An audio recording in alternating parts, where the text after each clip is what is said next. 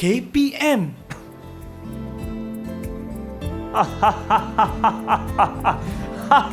Anda bersama saya, Dik Makmal Mahir. Dan hari ini kita akan lakukan eksperimen. Kita tengok dulu penyelidik kita lakukan eksperimen apa tu. Mesti nak buat sama-sama eksperimen. Mari ikut saya.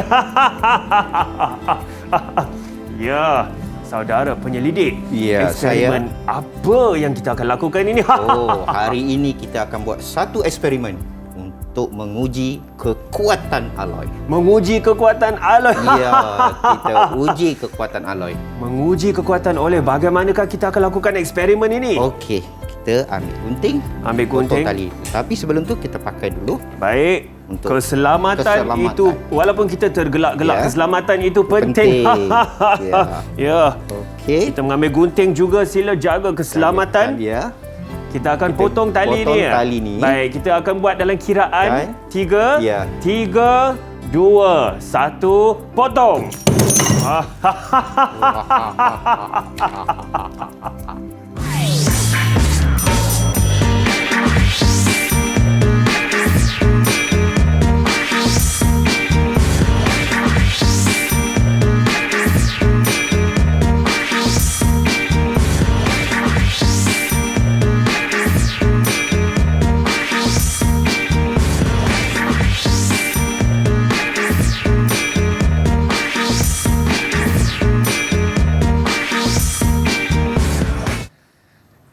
Assalamualaikum dan selamat tengah hari.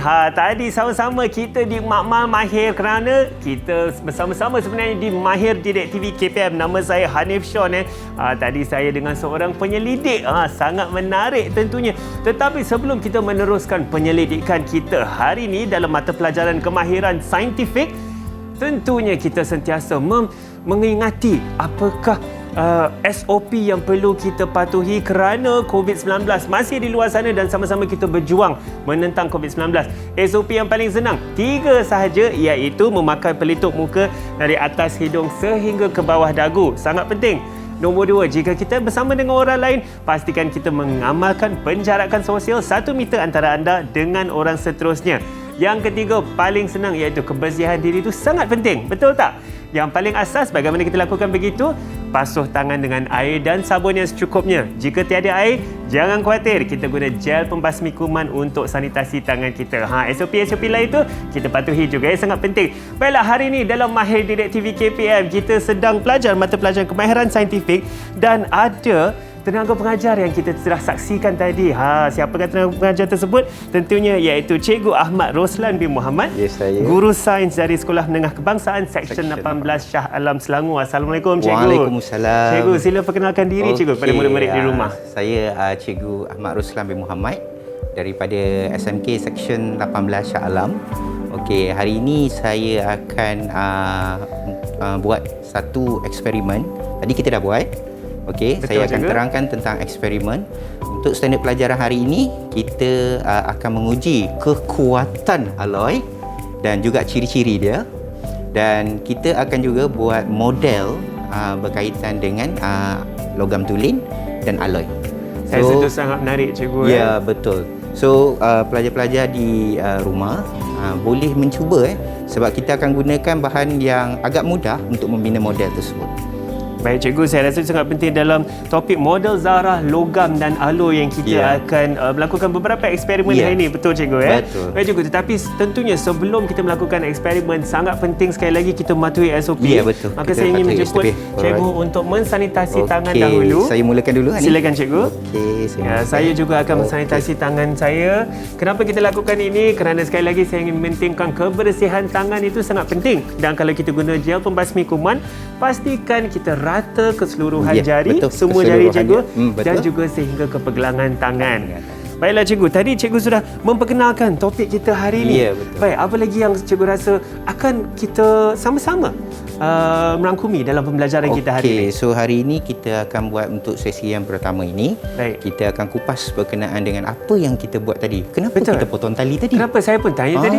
Kita potong tali, tiba-tiba beban yang agak berat ni jatuh. Macam mana bunyi dia, kuat kan? Kuat, cikgu. Saya pun terkejut. Biasa saya rasa kalau murid-murid di rumah pun mungkin mengalami bunyi yang agak kuat.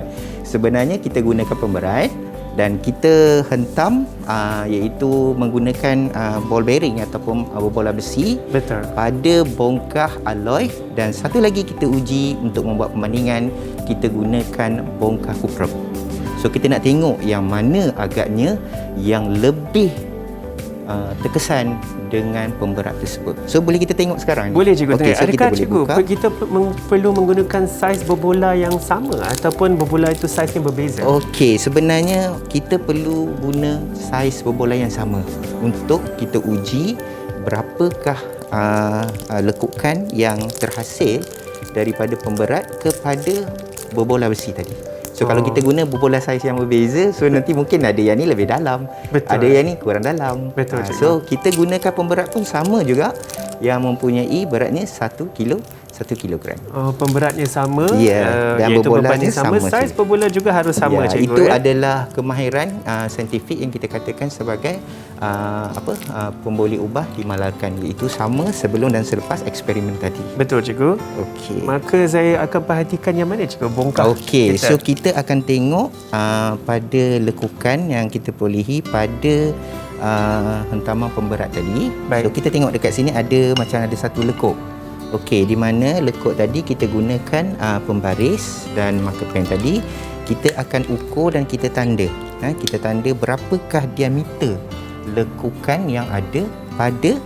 Okey, kita tunjukkan sikit. Okey, Baik. so kita tanda sini berapakah diameter dia, Diameter dan sama lekukan lekukan tersebut, tersebut, ya. dan sama juga seperti bongkah kuprum.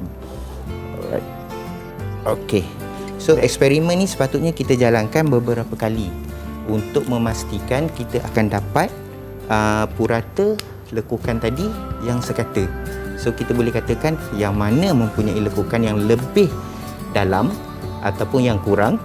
Itu yang dikatakan sebagai kalau kurang lekukan dia lebih keras berbanding dengan yang lekuk paling dalam. Betul. Cikgu, Alright. yang di sebelah kiri saya ni ialah logam apa, cikgu? Ini adalah bongkah kuprum. Yang ini bongkah kuprum. Ini adalah bongkah kuprum dan yang yang ini adalah bongkah alloy.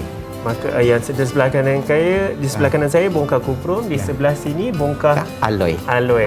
Menarik, okey. cikgu. Saya Alright. pasti lepas ni kita akan kupas dengan Yes. lebih lanjut, cikgu, Ya, mengenai apa yang kita akan belajar hari ini, iaitu mengenai modul zarah, logam dan alloy dalam kemahiran saintifik. Saya pasti ada yang tanya-tanya. Saya pun tanya-tanya kenapa ada perbezaan daripada diameter ini kan, cikgu? Ya, betul. Saya Nanti pasti kita akan cikgu akan kongsikan jawapannya selepas kejap lagi. Selepas kita berehat. Jangan ke mana-mana, teruskan bersama kami ya di Mahir Didik TV KPM.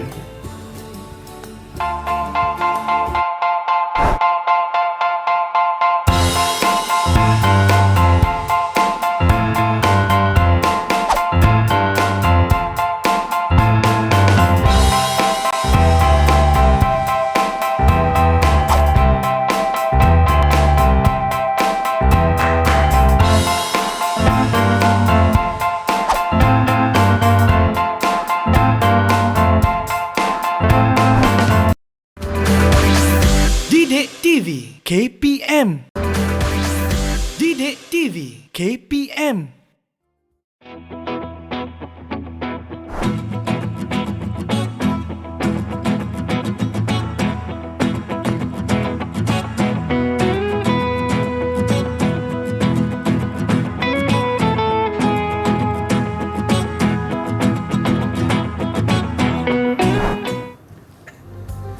Kembali bersama kami di Mahir Didik TV KPM. Hari ini saya pun sudah bersedia untuk menjadi seorang penyelidik, kerana kita akan bersama-sama menyelidik dalam mata pelajaran kemahiran scientific science. Dan sebenarnya saya bukan keseorangan, kita ada juga seorang penyelidik lagi. Cikgu kita, iaitu Cikgu Ahmad Ruslan bin Muhammad dari SMK Seksyen 18 Shah Alam, Selangor. Cikgu, tadi kan kita tentunya dalam segmen pertama tadi kita sudah melakukan eksperimen. Yes, betul. Ya, yang terjatuhnya Ya, pemberat kita pemberat. tadi atas bongkah kuprum Ya. juga. Ini hasilnya yang kita perolehi tadi. Betul, ada Okey. lekukan Itu Ya, dilakukan. Betul cikgu. Saya pasti mungkin murid di rumah tertanya-tanya juga bagaimanakah kita lakukan eksperimen ini, apakah alat-alat yang diperlukan. Kita tonton dulu video ini.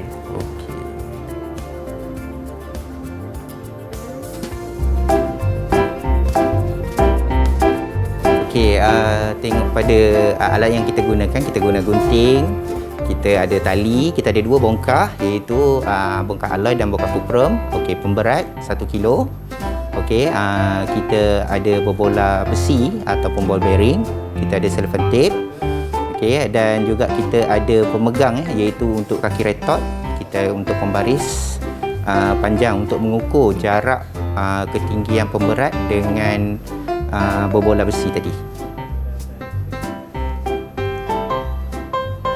Okey. Berbola besi. Apa yang kita perlukan cikgu? Okey, Pembaris berbola juga. besi ada, kita gunakan juga pembaris untuk mengukur diameter tadi. Ya, Okey. dan yang saya rasa kalau menggunakan gunting di sini kita gunting, pastikan yes. keselamatan Yes, sentiasa betul. terjaga. Ya, kita gunakan gunting tadi kan untuk Baik. memotong, untuk menjalankan eksperimen tersebut. Dan adakah itu kaki retot kita Yes, cikgu? kaki Dan retot di sebelah kita. Okey, tengok kita gantung pemberat tadi. Okey, jarak di antara pemberat dengan ball bearing di bawahnya, okey, kita ukur dengan menggunakan pembaris. Jaraknya adalah 50 cm. 50 cm Ya. cikgu ya. Okey, 50 cm. Okey, kita gunakan gunting untuk memotong tali yang kita ikat bersama dengan pemberat. Okey, dan kita boleh potong. Seperti yang kita lakukan di seperti awal yang kita tadi lakukan cikgu pada ya. awal tadilah. Baik, apa yang berlaku sekarang ni cikgu? Okey, so kita tengok pada hasil yang kita perolehi sama seperti yang kita dapat tadi. Okey, kita gunakan ataupun marker pen dan juga pembaris. Kita ukur diameter untuk kedalaman lekukan. Kenapa kita sedang mengukur perlu mengukur diameter tersebut cikgu? Okey, kita akan tengok diameter yang paling besar menunjukkan hentaman yang kuat, lekukan yang lebih dalam dan logam itu lebih lembut. Logam itu lebih lembut, hentamannya lebih kuat yes. cikgu ya. Dan Baik, kita cikgu. tengok yang tadi alloy tadi diameternya lebih kecil. Lebih kecil. Maka Yes. mungkin diameter yang lebih kecil adakah Iaitu itu menunjukkan maknanya dia punya hentaman lebih kurang dan logam itu lebih keras. menarik juga. Maka Ya. diameter yang lebih kecil menunjukkan logam tersebut lebih keras ya. Baik, saya juga ingin mengingatkan kepada murid-murid di rumah ya, ini adalah eksperimen yang kita lakukan di Makmal Sains di sekolah. Jika ingin boleh buat di rumah ke cikgu eksperimen ini? Kita boleh guna dengan pemantauan ibu bapa. Dengan pantauan ibu bapa ya. Saya pasti itu yang sangat penting, keselamatan murid-murid harus terjaga, dan jika ingin melakukan eksperimen pastikan ibu bapa ada ataupun dilakukan bersama-sama dengan guru. Ya, betul. Ya cikgu. Betul, lebih Baik baik. cikgu, apa lagi yang kita ada hari ini? Sebab saya Okey. tertanya-tanya juga dengan diameter lekukan tersebut. Itulah yang paling penting hari ini. Sebab Betul. kita akan kupas lebih dalam lagi, lebih banyak lagi berkenaan kenapa diameter yang lebih kecil tadi lebih keras. Okey, Betul. kalau kita tengok pada bongkah tersebut, kita akan tengok pada hanya lekukan. Tapi kita tak tahu bagaimanakah kedudukan atom-atom, zara-zara yang ada pada bongkah tersebut. Betul cikgu. Okey. Saya pun tertanya-tanya juga kerana adakah atom-atom dan kedudukan zarah tersebut mempengaruhi kekerasan logam Yes, itu? betul. Susunan kita seperti yang kita tahu bahawa alloy ini adalah merupakan sejenis logam, asalnya daripada logam tulen. Okey, tapi bila dimasukkan lagi unsur yang lain atau benda asing, dicampurkan, diblendkan duanya mengikut peratus komposisi yang tertentu, jadi satu logam yang sangat keras. Okey, so lagi keras. Maksudnya bila lagi keras, mungkin dari segi kekerasan, dari segi kekilauannya, dari segi kepelbagaiannya mungkin lebih banyak. Baik, kerana alloy tersebut adalah lebih keras daripada logam tulen tersebut, Yes. dan mungkin lebih kilau, memberi nilai estetik yang Yes. lebih daripada logam tulen tersebut ya. Ya, betul. Juga adakah itu bermaksud mungkin definisi alloy ini adalah pencampuran Yes. bahan asing ataupun unsur asing ke dalam logam tulen tersebut membentuk logam yang baru? Ya, betul. Seperti itu. Betul. Sebenarnya kalau ikutkan itu proses pengaloyan iaitu di mana unsur yang dicampur, logam tulen dicampur dengan benda asing, dicampurkan akan menghasilkan satu bahan yang kita kenali sebagai alloy. Baik, Okey. cikgu. Kalau kita tengokkan pada gambar rajah yang ada, okey, kita perhatikan daripada eksperimen yang kita buat tadi, lekukan yang kecil tadi, alloy tadi lebih kecil berbanding dengan bongkah kuprum tadi. Betul. Saya Okey. rasa kan saya juga akan perhatikan eksperimen untuk mengkaji ciri-ciri alloy, cikgu. Yes, betul. Ya, saya ada perhatikan dua gambar juga, lebih keras dan kuat, lebih lembut. Baik, apakah yang berlaku di situ, cikgu? Okey, kita nak uji bongkah alloy, adakah dia lebih keras. Kita nak tengok pada hasil daripada bongkah tadi.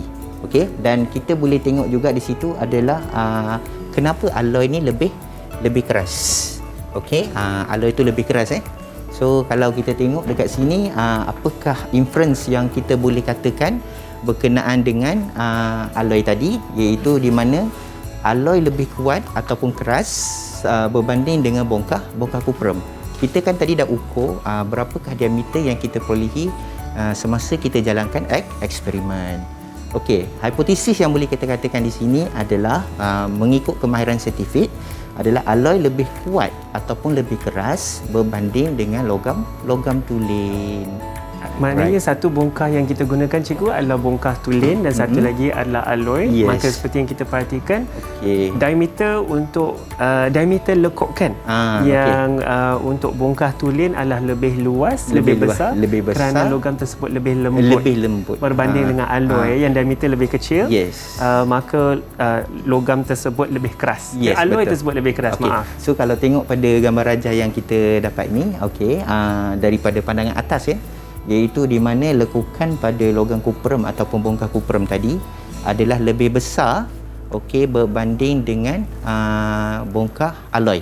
Di sebelah dia tu nampak lebih kecil sedikit berbanding dengan logam kuprum ataupun bongkah kuprum yang kita gunakan tadi. Menarik, cikgu.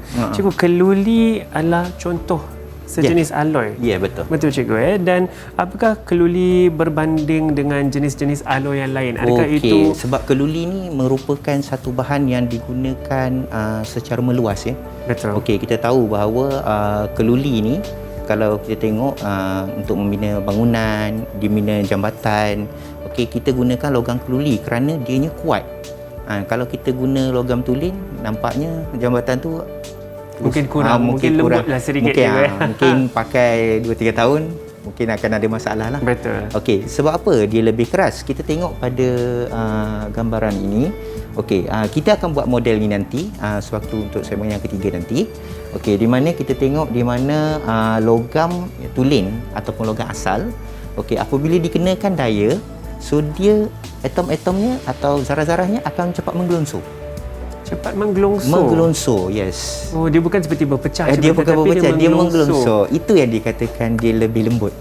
Maka penggelongsoran tersebutlah yang membentuk lekukan yang kita perhatikan. Yang kita katakan tadi. Oh, menarik tu, cikgu. Dia ada kaitan di antara eksperimen yang kita jalankan tadi. Baik, sangat menarik. Saya pasti mungkin banyak lagi tanya-tanya mengenai zarah dan atom yang ada ni. Saya pun tanya-tanya, penggelongsoran atom rupanya bukannya atom tersebut berpecah ke apa. Nanti kita akan bersama-sama lagi. Ada eksperimen lagi yang kita akan lakukan sama-sama. Kita akan buat model berkaitan dengan atom yang menggelosong. Kita akan buat model bersama-sama. Bersedia di rumah, jangan ke mana-mana. Teruskan bersama kami di Mahir Didik TV KPM.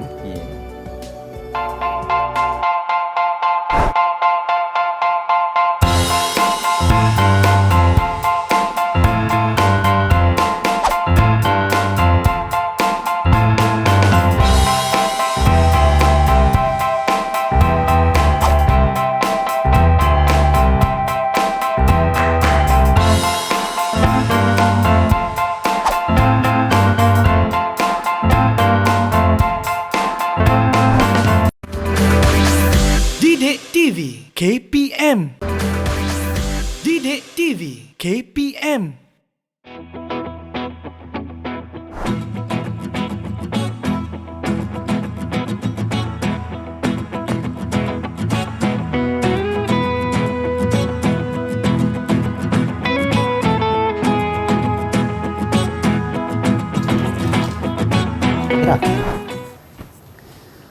Tadi sebelum kita berehat, kita ada membincangkan sedikit mengenai penggelongsoran atom. Kenapa ada berlakunya penggelongsoran atom tersebut ya? Baiklah, hari ini dalam Mahir Didik TV KPM kita sedang belajar bersama-sama mata pelajaran kemahiran saintifik dan guru kita ialah Cikgu Ahmad Roslan bin Muhammad dari SMK Seksyen 18 Shah Alam Selangor. Cikgu, apa yang kita nak lakukan ni? Cikgu, saya sedang memegang 2 bola polistiren. Ya, betul. Apa ini yang akan berlaku specialnya hari ini. Iaitu kita akan bina model. Bina model. Daripada eksperimen yang kita jalankan tadi, kita dah tahu yang mana satu yang mempunyai kekuatan yang lebih kuat atau lebih keras. Betul, Cikgu. Berbanding dengan satu lagi iaitu logam tulen. Betul. So hari ini saya nak tunjukkan dulu yang pertama, kenapa logam tulen ni dia lebih lembut dan mudah menggelonsor. Tadi saya ada ceritakan kan, betul, kenapa Cikgu. dia menggelonsor.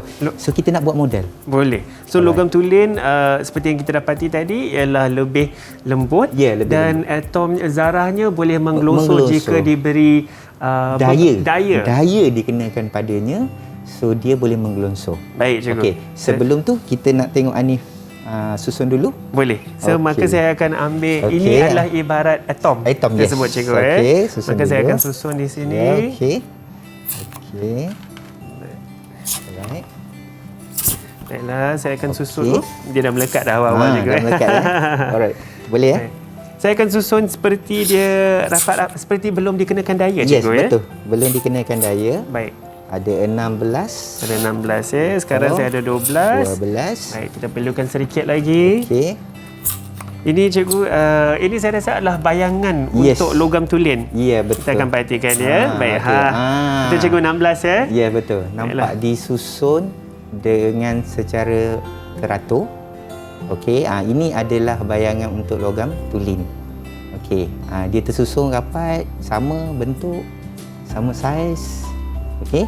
So apa yang berlaku jika kita kenakan dia daya? Jika kita kenakan daya. Kita kenakan daya. Baik. Okey, kita tengok apa yang berlaku jika kita kenakan daya. Okey. Saya tampalkan di sini apabila kita kenakan dia daya. So, saya nak Hanif alihkan baris yang terakhir tadi. Okay. Yang di atas sini, Cikgu. Sini. Pergi ke sini. Baik, kita letak di sana. Sini. Yang bawah pun sama. Yang bawah pun kita ada bergerak, Cikgu ya. Yang ini sama. Dan juga yang ini. Yes. Adakah ini bermakna atom tersebut tergelongsor? Ya, tergelongsor. Dan yang belakang pun boleh gelongsorkan dia ke belakang. Oh, yang ini ke belakang. Okey, baik. Gerak ke sini semua pula. Yang ini sekali, Cikgu? Ya, sama. Oh, baik. Okey. Kita letak seperti ini. Baik. Okey. So inilah hasilnya, Cikgu, jika kita memberikan daya ke logam tulen. Yes, dia menggelonsor. Okey, dan menggelonsor disebabkan oleh daya yang dikenakan. Kalau kita tengok pada ni, lapisan atom ataupun logam tulen tadi mudah menggelonsor apabila dikenakan daya. Dan arah penggelongsoran tersebut, Cikgu, tentunya mengikut arah daya yang diberikan. Betul. Oh, menarik, Cikgu. Right. So ini yang kita katakan sebagai model kita yang pertama untuk logam tulen. Boleh kita letakkan dia sebagai untuk murid-murid kita untuk melihatnya. Saya akan letakkan di situ. Alright, silakan. Terima kasih, Cikgu. Maka inilah ibarat logam tulen kita ya, susunan atom untuk logam tulen selepas dikenakan daya. Okey. Ini ibarat saja. Baiklah, Cikgu. Seterusnya apa yang kita ada? Saya perhatikan alloy pula, Cikgu ya. Alright. So kita pergi alloy pula. Alloy ni kita tahu bahawa satu logam yang keras di mana mempunyai percampuran lebih daripada satu jenis atom. So tadi kita ada satu atom ni kan? Betul, Cikgu. So sekarang ini kita akan campur satu lagi atom. Wow. Ini ibarat unsur asing tersebut lah. Unsur benda asing yang akan kita campurkan bersama dengan logam tulen tadi. Baik. Alright. So yang warna putih, Cikgu, kita pilih sebagai logam tulen ya. Saya susun bagaimana, Cikgu? Boleh susun, tak apa. Tidak teratur pun tak apa. Tidak teratur. Okey, kita cuba susun secara rawak lah. Secara rawak, betul. Tapi kalau ada salah, Cikgu, minta maaf, Cikgu. Saya minta tunjuk ajar dari Cikgu Okey. Baik, saya akan letak di sini. Okey, kita letak yang besar di tengah. Ya. Yang besar pula. Yang besar di ini tengah. Ibarat alloy. Saya cuba letak yang mana muat, Cikgu. Boleh. Okey. Situ muat, Cikgu. Okey. Saya cuba satu lagi yang warna merah mungkin berada di sini pula. Alright. Okey, kita susunkan yang putih. Yang putih, saya ada muat lagi sini kat sini. Okey. Juga di sini. Okey. Itu pun saya rasa ada lagi, cikgu. Ada lagi So kita boleh buat lagi. Baik. Ada lagi tak? Oh, cikgu sedang menambahkan pin sedikit. Kita tambahkan pin. Baik, okey. Tak apa. Kalau di sini saya rasa boleh muat satu lagi, cikgu. Apakah yang kita dapati di sini, cikgu? So kita nampak kita campurkan dua jenis atom yang berbeza. Okey, iaitu kedudukannya adalah secara rawak. Di mana ada atom asing yang berwarna merah lebih besar. Di mana bila kita gunakan daya ke atas atom tadi, so kita akan tengok okey, apakah yang akan berlaku Baik, so, jika kita kenakan daya di kenakan sini. daya tadi, okey, dia tidak boleh nak bergerak kerana dia tidak tersusun. Betul? Disebabkan ada kekuatan atom asing yang menyebabkan dia bergerak. Kedudukannya statik. Bukan statik juga. Duduk pada tempat yang asal. Kalau yang tadi kita tengok dia bergerak daripada dia arah daya betul. Yes. Menggelungsur Daya di yang atas. kita kenakan tadi. Seperti ini pun kita boleh perhatikan, cikgu, jika kita kenakan daya mungkin di bahagian tengah di sini untuk menolak atom-atom logam tulen yang berwarna putih ni, cikgu. Mungkin dia tersangkut, tak boleh nak pergi disebabkan ada satu atom asing yang lebih besar, yang lebih kuat, di mana dia tidak dapat nak bergerak kepada bentuk yang lain. Baik, unsur asing dia menghalang, itu yang membuatkan daripada penggelongsoran yang dia tidak akan berlakunya penggelongsoran kerana dia lebih kuat. Adakah ini bermakna seperti yang cikgu katakan, alloy ini lebih kuat lah? Yes. Ya. So ini kita boleh tunjukkan kepada ni model yang kita perolehi. Baik. Apa lagi yang kita ada seterusnya, cikgu? Okey. Di slide so, kita. Kita nak penonton-penonton di rumah, murid-murid di rumah, tengok bagaimana kedudukan atom-atom ini atau zarah-zarah ini apabila daya dikenakan. So kedudukan dia, adakah dia menggelongsor ataupun tidak. Logam tulen dia menggelongsor disebabkan daya yang dikenakan. Manakala untuk alloy ini, apabila daya dikenakan, dia tidak menggelongsor kerana dia dicampur dengan logam atom asing di mana dia lebih kuat dan lebih stabil. Okey, so saya juga nak bagi tahu Hanif bahawa komposisi untuk setiap logam tadi tu adalah telah ditentukan. Telah ditentukan secara spesifik, cikgu. Ya, spesifik. Dia ada komposisi yang telah ditentukan. Contohnya kita ada beberapa jenis seperti duralumin, sejenis alloy. Betul. Okey, kita ada gangsa. Okey, kita ada besi nikarat, kita ada keluli. Yes. Peratusnya itu adalah berbeza. Sebab itu kalau Hanif tengok tadi, berbola tadi tu, bola yang besar tu 2 sahaja. Betul. Bola yang kecil tu adalah lebih banyak lah. Lebih banyak. Okey, kita boleh tengok dari sini. Betul. Okey, so kita tengok di sini contohnya keluli besi 99%. Karbon hanya 1% sahaja. Hanya 1%. Ya, 1% saja. Dan Kita nampak ada perbezaan yang begitu jauh. Betul. Dan itu boleh memberikan dia sifat yang keras dan kuat, betul. cikgu. Sebenarnya dia bukan untuk memastikan kedua-duanya tu sama komposisi dia. Cuma dia nak menahan, elakkan daripada atom tadi menggelongsor sahaja.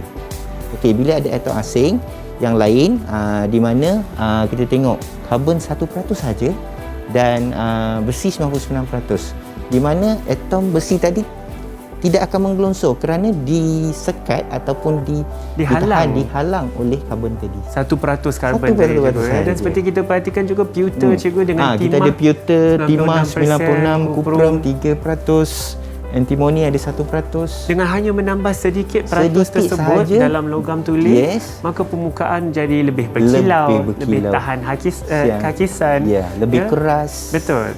Maka lebih cantiklah jika kita guna sebagai hiasan di rumah dan mungkin lebih tahan lama, cikgu. Okey, untuk pengetahuan ni, kita ada satu alloy yang dinamakan gangsa. Semua orang tahu kan siapa nak menang pingat tempat gangsa. Ketiga juga. Tempat ketiga kan. Gangsa kan. Sebenarnya atlet-atlet itu sedang memenangi alloy. Memenangi alloy lah. Itu sebagai ibarat lah. Ibaratnya kita nak menyatakan itu menunjukkan bahawa kekuatan dan kekerasannya. Betul. Ini antara mungkin benda-benda yang kita selalu dengar Ya, betul. seharian mengenai Ya. gangsa pewter. Ya, pewter, okey, kita ada duralumin. Okey, ini satu-satunya logam yang boleh dikatakan alloy yang paling kuat kerana untuk pengetahuan Hanif, okey, duralumin ini digunakan banyak secara meluas dalam teknologi sekarang.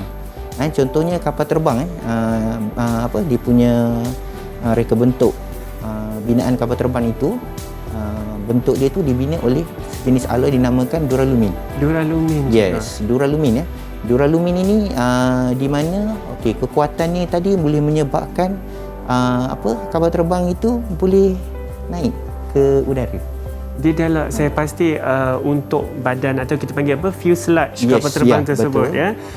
dibuat dari aluminium kerana lembut, tetapi ia harus juga ringan Betul, untuk ringan. memudahkan proses penerbangan kapal terbang tersebut Ya, betul. Sebab kita juga tengok sebenarnya alloy ini dengan logam tulen, kedua-dua ini juga mempunyai persamaan ya. Okey, walaupun kita tahu bahawa alloy ini mempunyai kekerasan yang sangat kuat, sangat banyak digunakan secara meluas dalam kehidupan seharian kita dalam teknologi sekarang, tapi dia ada persamaan. Persamaan yang pertama iaitu kedua-dua ini adalah konduktor elektrik yang baik. Sebab kedua-dua ini sebenarnya adalah logam. Cuma bila dia jadi alloy, dia ditambah baik sahaja. Maksudnya dibagikan kelemahan yang ada pada logam tulen tadi, dibaiki kelemahan tersebut untuk menjadikan dia lebih lebih stabil dan lebih kuat. Betul juga. Seperti yang cikgu katakan mungkin itu adalah aluminium dan dicampurkan unsur-unsur lain yang boleh menjadikan ia iaitu duralumin. Maka aluminium tersebut boleh adalah satu konduktor elektrik. Maka duralumin juga adalah konduktor elektrik, cikgu. Betul, sama. Okey, dan kita ada yang keduanya sama, konduktor haba. Kedua-dua ini alloy dan ini adalah konduktor haba yang baik. Okey, perbezaan yang kita boleh tengok dekat sini adalah alloy dengan logam tulen. Okey, rasanya tadi kita dah buat perbezaan dia, iaitu alloy ni lebih keras, lebih kuat kan. Okey, dan logam tulen ni kuat dan keras. Tapi alloy ni lagi lebih kuat. Lebih kuat. Betul. Alright. Seperti yang kita perhatikan dari eksperimen kita dari awal tadi, cikgu. Kedua-duanya lekuk, betul kan? Kedua-duanya lekuk, tetapi bongkah yang alloy tersebut mempunyai lekukan yang lebih kecil diameter dia. Lebih kecil. Baik. Alright. Dan kita ada banyak kat sini perbezaan dia. Kita ada juga dia tahan kakisan. Okey, tahan kakisan ni bermaksud bahawa dia tahan pada keadaan biasa. Contohnya kalau kita tengok Hanif nak tak kalau logam tu berkarat? Semua orang tak nak kan? Tak nak, cikgu. Kalau boleh, kalau kereta kita pun kalau boleh kita tak nak berkarat. Tak nak berkarat kan? Tak nak berkarat. So kalau tak nak berkarat, so biasa kita gunakan alloy. Baik. Okey, sebab kalau kita guna alloy, logam tadi dia lebih tahan daripada karat. Dia memang tak berkarat lah. Istilah senang cerita, dia tak berkarat. Dia tahan karat, dia lebih berkilau seperti dia cikgu lebih katakan. kilau, lebih cantik. Macam pewter tadi kan, contoh pada alloy tadi kan, kita tengok memang pewter semua orang tahu bahawa dia merupakan alat perhiasan. Betul. Okey, yang dan harus yang tahan lama. Tahan lama. Ya, dan saya pasti pewter tersebut harus tahan lama kerana selalu terdedah kepada udara, terdedah kepada matahari, terdedah kepada unsur-unsur lain. Itulah punca untuk proses pengaratan berlaku. Betul, cikgu. Tak naklah kita bangun pagi tiba-tiba tengok dah hilang dah pasu kita. Sebagai contoh. So maka kita menggunakan pewter itu daripada alloy, pencampuran logam dan unsur-unsur lain untuk ia lebih berkilau. Baik, apa lagi perbezaan yang kita ada ni? Saya nampak dia lebih menarik. Lebih menarik. Takkanlah dia dijadikan sebagai pingat ketiga sukan Olimpik. Kalau dia tidak menarik, betul? Kan? So dia mesti adalah merupakan logam yang menarik. Alloy ini. Kalau tengok menariknya mungkin dari segi kilauan dia, dia berkilau-kilau. Kita boleh nak tunjukkan nanti, kita ada bawa beberapa contoh yang berkaitan dengan alloy ni. Mungkin kita boleh tunjukkan macam mana kilauan dia tu. Perbezaannya juga. Perbezaan dia tu. Sebab kita mungkin tahu bahawa adakah semua ni alloy, tapi kita tengok juga dari segi bereka bentuk dan kegunaan dia. Baik. Cikgu, saya perhatikan juga alloy tentu terdiri daripada dua atau lebih unsur. Yes, betul. Maka logam tulen terdiri daripada satu unsur sahaja. Satu unsur sahaja. Baik. Dia bila dicampurkan dua tadi membuatkan lebih kuat seperti yang kita buat tadi lah. Nah, apa lagi perbezaan cikgu? Seperti suka ditempa. Kita ada suka ditempa. Kita nak tadi kita jatuhkan pemberat tadi, kita nampak dia suka untuk menghasilkan lekukan. Ada lekukan tapi agak agak kecil dia punya lekukan dia tu. Ya. Okey, dan itu yang kita katakan sebagai kekuatan alloy tu. Kekuatan, dan itu juga saya pasti boleh dikaitkan dengan model Zara yang kita ada di depan ini kita cikgu, yang seperti kita perhatikan, jika adalah logam tulen, maka lebih senang untuk Zara tersebut menggelongso jika diberikan daya. Dan jika alloy cikgu, kerana ada unsur-unsur yang berbeza seperti yang merah ini adalah unsur yang berbeza, dia suka nak bergerak kan? Sekat nak bergerak. Dia diberikan daya, maka terhalanglah pergerakan zarah tersebut. Ya, betul. Ya cikgu. Ada lagi cikgu, saya suka dimulurkan. Ya, dimulurkan, dipatahkan, betul. Dibentuk. Kalau alloy ni suka untuk dibentuk ataupun dipatahkan. Baik. Right? Suka dibentuk, suka dipatahkan, juga atom tidak mudah menggelongso. Ya, tidak mudah menggelongso seperti yang kita tunjukkan. Dan akhir sekali atom tidak disusun mengikut tertib. Tengok model yang kita buat tadi. Okey, kalau kita tengok model yang alloy tidak mengikut tertib susunan dia, betul? Betul. Agak rawat lah cikgu, sebab kita ada masukkan lagi unsur-unsur asing daripada logam tulen tersebut.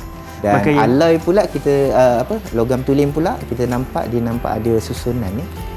Betul. Seperti yang cikgu katakan tadi, nanti cikgu akan kongsikan sedikit contoh-contoh alloy dan mungkin perbezaan kilauan tersebut. Pasti kita nak tengok sama-sama kilauan tersebut. Jangan ke mana-mana, teruskan bersama kami di Mahir Didik TV KPM.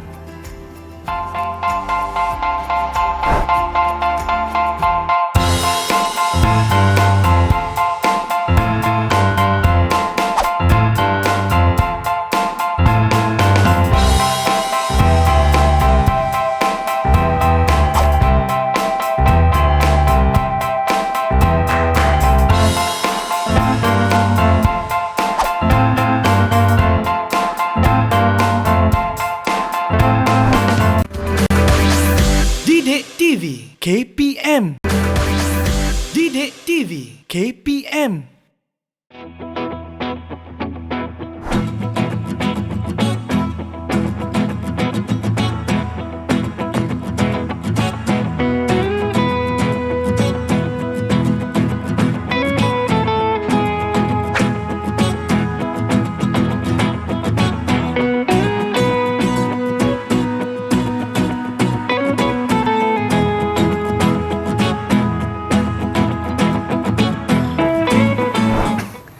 Kembali bersama kami di Mahir Didik TV KPM, dan hari ini mata pelajaran yang kita sama-sama sedang menyelidik dan mengkaji ialah kemahiran saintifik yang mengenai zarah, logam, alloy, dan saya tentu ditemani oleh penyelidik kita iaitu Cikgu Ahmad Roslan ya cikgu.